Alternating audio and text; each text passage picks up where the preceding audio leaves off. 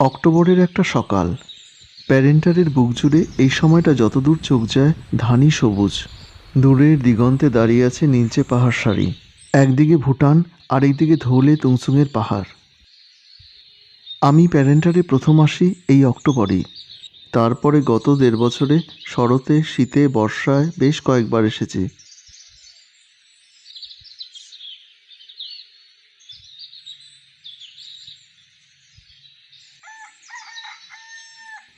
গত অক্টোবরে দেখেছিলাম ধানের পাশাপাশি মিলেটের ব্যাপক হারে চাষ হতে। এবছর এখনও মিলেটের চাষ শুরু হয়নি। এবছর এই জায়গা জুড়ে শুধুই সোনালি আর সবুজ ধান ক্ষেত। জুলাইয়ের বর্ষায় এখানেই ধান রোপাই পর্ব হয়েছিল। সেদিন সামনের এই শেডের তলে গ্রামের মানুষদের একসাথে খাওয়া দাওয়া, সবাই মিলে ধান রোপণ, সব মিলে একটা উৎসবের আমেজ ছিল।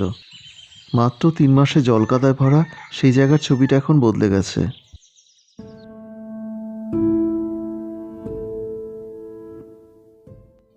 অদূরে নীলচে সবুজ রঙা তুংসুং ঝালংয়ের পাহাড়সারি আর বিস্তৃত ধানি চরাচরের মধ্যে দাঁড়িয়ে থাকা একটি বাড়ি, এটি ম্যাবেল ফার্মস্টে। সবুজের বুকে স্বপ্নের মতো এবারই মাধব ছেত্রী আর তার পরিবারের। এবার এখানে এসেই সবাই মিলে চলেছি খাড়েখোলায়। উদ্দেশ্য নদীর বুকে বনভোজন। দুপুরের ভোজপর্ব সেখানেই সারা হবে।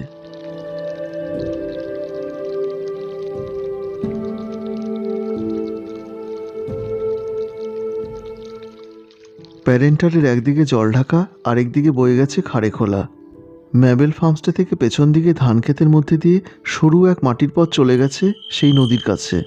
ধান ক্ষেতের পরেই আছে ঝোপঝাড় গাছপালায় ভরা এক গভীর জঙ্গল। ফার্মস্টে থেকে খাড়েখোলার দূরত্ব সব মিলিয়ে মিনিট 5।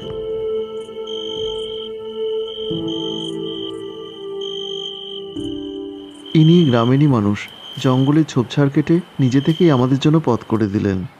আজকে আমাদের পিকনিকের স্থান নদীর পাশে নয়, নদীর ভেতরে সবচেয়ে বড় পাথরটার ওপরে।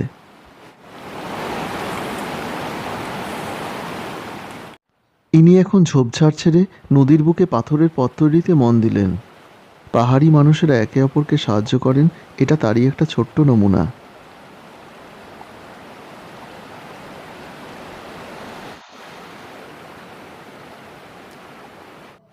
আমাদের পিকনিক টিমের সদস্য সংখ্যা আজ 6 জন।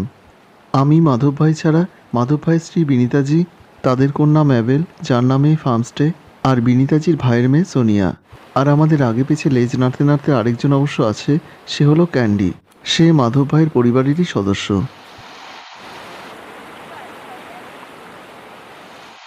সোনিয়া আর মাধব ভাই ব্যস্ত হয়ে পড়ল বনফায়ারের জন্য বন থেকে জ্বালানি কাঠ সংগ্রহে। ঘন জঙ্গলের বুক চিরে বয়ে গেছে খাড়েখোলা। নদীর অন্য পাড়ে জঙ্গল গিয়ে মিশেছে নেওড়া ভ্যালির জঙ্গলে।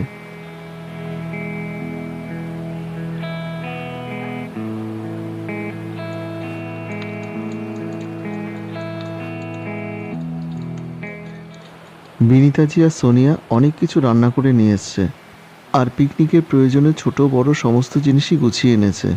সোনিয়ার প্লেট ধোয়া দেখেই বুঝলাম এবার পেট পুজোর সময় উপস্থিত। একে একে টিফিন কেরিয়ার থেকে আমিষ নিরামিষ অনেক রকম পদ বেরোলো। রাই শাক, ভেজ পকোড়া, ডাল, আলু স্কোয়াশের সবজি, চিকেন কারি আর দেশি মুরগির ডিমের পোচ, সাথে ছিল স্যালাড। বিনিতাজি তো ঘরে তৈরি ঘি পর্যন্ত নিয়ে এসেছিল। এখানকার নিরামিষ পদগুলো সবটাই মাধব ভাইদের ক্ষেতের। এরকম খোলা প্রকৃতিতে গভীর জঙ্গলের মধ্যে দিয়ে বয়ে যাওয়া খাড়েখোলার বুকে বনভোজনের সেই মুহূর্তগুলো মনের ভেতর সবসময় থেকে যাবে।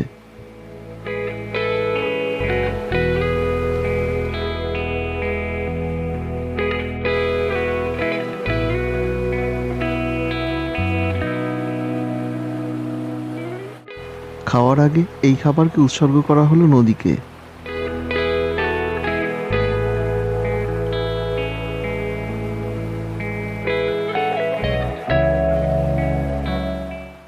ক্যান্ডির পছন্দের মেনু ভাত আর কয়েক টুকরো চিকেন মাধব ভাই সাজিয়ে দিল।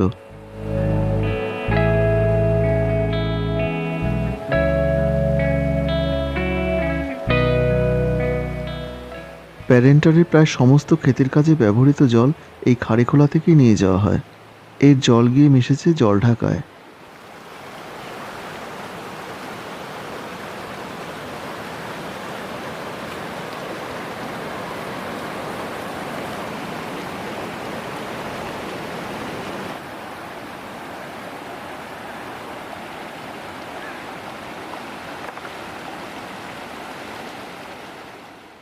এই পুরো ব্যাপারটায় সবথেকে বেশি যে মজা পেয়েছে সে হলো ম্যাবেল। এই অভিজ্ঞতা তার জীবনে প্রথম। নদীর মতোই সে উচ্ছ্বসিত। বিভিন্ন পোজে ম্যাবেলের প্রচুর ছবি তোলা হলো। সে ছবি তুলতে এমনিতেই ভালোবাসে। নদীর বুকে তাকে এক পাথরের উপর বসিয়ে এই ফটোশ্যুট চলল। কখন কোন ভঙ্গিমায় কোন ছবি তোলা হবে সেই ব্যাপারে বিনীতাজি ম্যাবেলকে পুরো গাইড করে দিল। আর শেষে শুরু হলো গিটারের সঙ্গতে মাধব ভাইয়ের একের পর এক গান।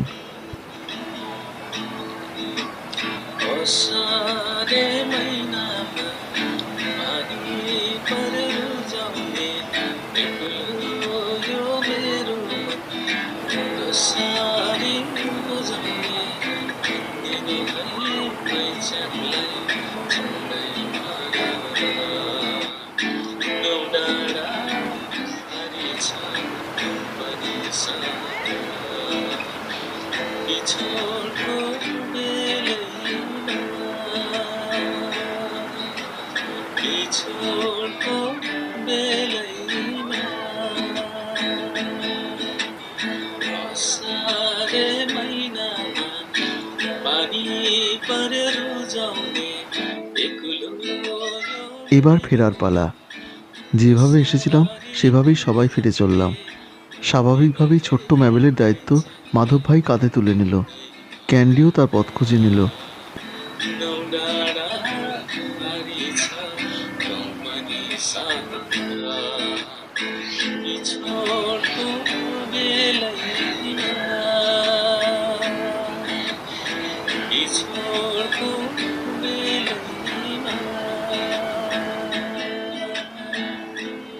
প্রথমে ম্যাবেলকে নদী পার করিয়ে ওপারে রেখে বাকি সব জিনিসপত্র নিয়ে আবার সেই ঝিঝিরাকা জঙ্গল ধানক্ষেত পেরিয়ে বাড়ির পথে এবার আমাদের ফিরে চলা।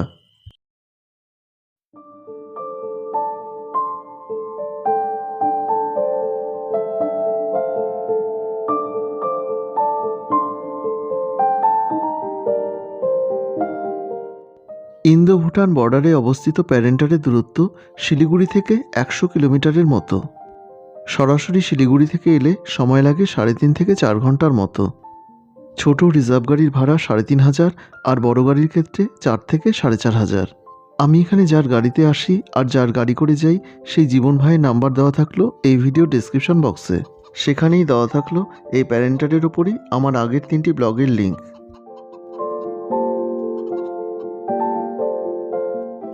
অফুরান সবুজের মাঝে দাঁড়িয়ে থাকা এই লাল টিনের ছোট্ট নীলচে মাধবজির বাড়িটা এখন আমার বাড়ি হয়ে গেছে। এই বাড়ি এখন আমার সেকেন্ড হোম। আর মাধব ভাইয়ের পুরো পরিবার কখন যেন আমার নিজেরও পরিবার হয়ে গেছে। এই প্রকৃতি আর প্রিয়জনদের টানে আমি ছুটি পেলেই এখানে ছুটে আসি।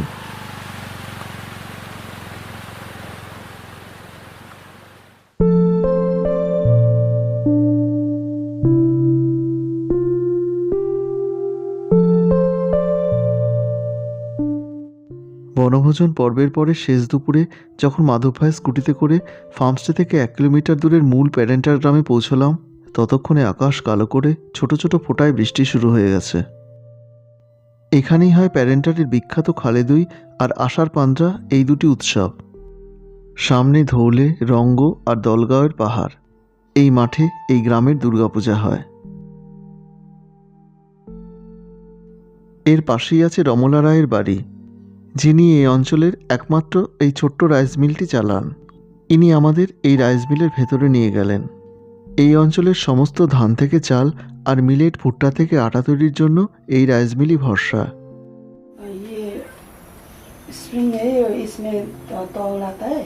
আচ্ছা, ये पुराना वाला है, बेल्ट से। हाँ हाँ हाँ, है ना, अच्छा। ये नया वाला है, वो आटा चक्की है, पुराना वाला 2009 का है ये। पीछे का आटा चक्की? जी, ये दोनों 2009 का है। ये 2 साल 3 साल हुआ है। अच्छा ये भी आटा चक्की और दिशा पीसी में पीसते। अच्छा, और ओ अच्छा, ये पे পিষতে হয়। এই যন্ত্রে মিলেট আর মাকাই পিষে আটা তৈরি হয়। রমলাজি এখানে প্রত্যেকটি যন্ত্রের কার্যকারিতা বুঝিয়ে দিলেন। এই ওজন মাপার যন্ত্রে শস্যদানা ওজন করা হয়। উনি অনেক কষ্ট করে রাইস মিলটি তৈরি করেছেন, এই কাজ শিখেছেন, এখন নিজের মতো করে নিজের শর্তে জীবন কাটাচ্ছেন। এর পাশেই তখন তৈরি হচ্ছিল ওনার হোমস্টে। এখন অবশ্য এটা চালু হয়ে গেছে। রমলাজি আমাদের আপ্যায়ন করে ভেতরে নিয়ে গেলেন। একই জমিতেই হোমস্টে আর এই রাইস মিলের পাশে উনি একটা ছোট্ট চায়ের দোকানও চালান। উনি একাই থাকেন আর সবটাই একার হাতেই করেন। ধোঁয়া ওঠা চা আর গরম পকোড়ার সাথে আমাদের গল্প জমে গেল। এদিকে শুরু হলো বাইরে মুষলধারায় বৃষ্টি আর তার সাথে প্রবল হাওয়ার ঝাপটা।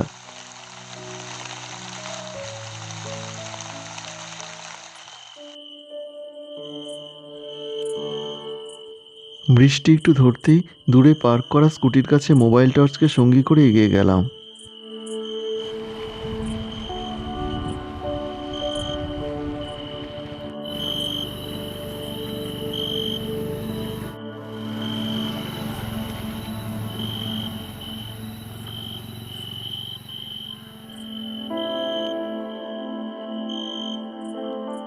এ বাড়ির অনেক দূরে দূরে দুপ্রান্তে মাত্র দুটিই বাড়ি আছে।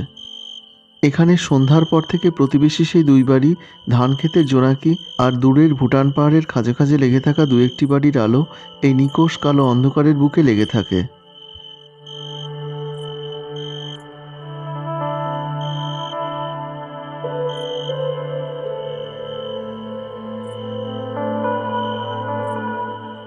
এখানে বছরে যে কোনো সময় আসি না কেন, সন্ধ্যার পর থেকে বাইরে একটা শীত শীত ভাব শুরু হয়। এরকম পরিবেশে বিনিতাজির হাতের কখনো মোমো, কখনো গরম গরম পেঁয়াজের পকোড়া আর ধোঁয়া ওঠা চায়ের কোনো বিকল্প নেই। সেই সাথে কিচেন বা ড্রয়িং রুমে আমাদের আড্ডা আর গানের আসর বসে। ফাঁকে ফাঁকে ম্যাবেলও স্কুলের হোমওয়ার্ক সেরে নেয়। এদিকে মেলভিন জগৎ সংসার ভুলে যায় হাতের এই যন্ত্রটি পেলে। অবশ্য বেশিক্ষণ না, মুহূর্তে মুহূর্তে ম্যাবেল আর মেলভিনের অ্যাক্টিভিটি চেঞ্জ হয়ে যায়। আরেকজন স্কুলের হোমওয়ার্ক সারতে সারতেই নাচ দেখাতে চলে এলো। এদের কারণে এই বাড়িতে প্রতি মুহূর্তেই নানান মজার মুহূর্ত তৈরি হয়।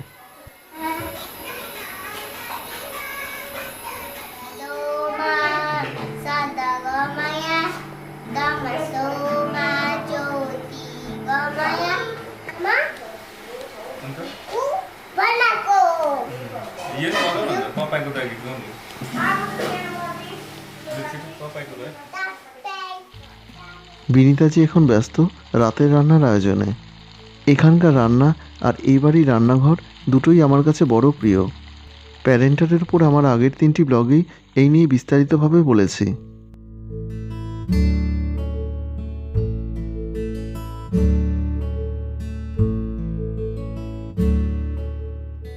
ডিনারের পর বাইরে অনেক রাত পর্যন্ত চলতো আমাদের গানের আসর।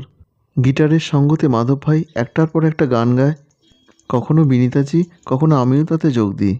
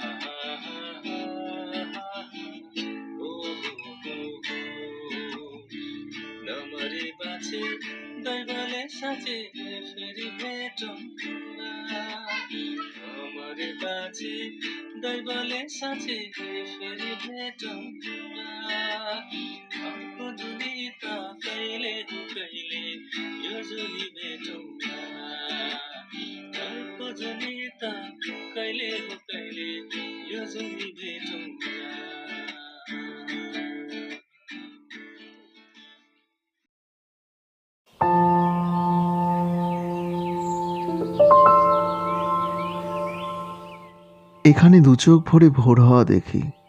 এবারই জানলা খুললেই খুলে যায় একটা সবুজ স্বপ্নের জগৎ।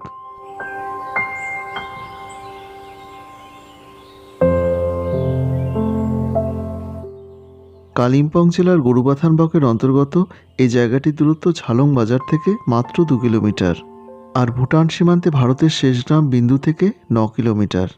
এছাড়াও আশেপাশে জায়গাগুলোর মধ্যে আছে জলঢাকা, রংগো, দলগাঁও, তুংসুং, ধৌলে, প্যারেন, গৈরিগাঁও, সুরুক, গোদক, তোদে, তাংদা ইত্যাদি। এই ভিডিওর ডেসক্রিপশন বক্সে শিলিগুড়ি থেকে শেয়ার গাড়ি সহ পথের নির্দেশ বিস্তারিতভাবে দেওয়া থাকলো।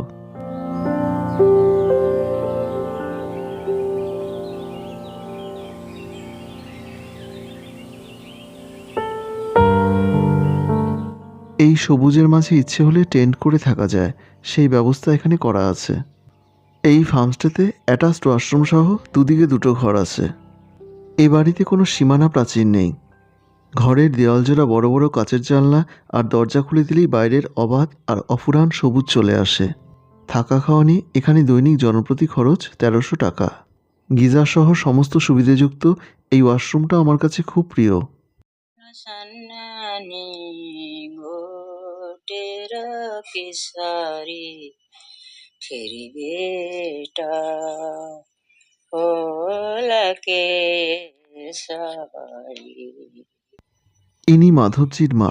এই মানুষটি যতটাই শান্ত ততটাই সুরেলা। গোটের কিসারি ফির বেটা होला ম্যাবেল আর মেলভিন খেলাধুলার খুনসুটিতে সবসময় মেতে থাকে। সোনিয়া এদের স্নেহ আর শাসন দুটোই একসাথে করে। এই দুজনকে সবসময় চোখে চোখে রাখে, এরাও তাদের সোনিয়া দিদিকে চোখে হারায়। এই তিনজন এই বাড়িতে একসাথেই বড় হচ্ছে।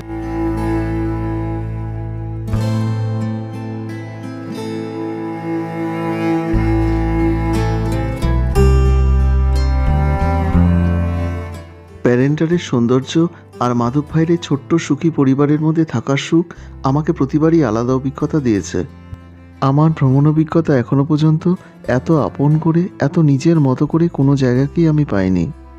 আমি জানি এই সবুজের বুকে আমার সেই স্বপ্নের বাসা আমারই অপেক্ষায় আছে। আমি বারে বারে ফিরে ফিরে আসতে চাই তার কাছে।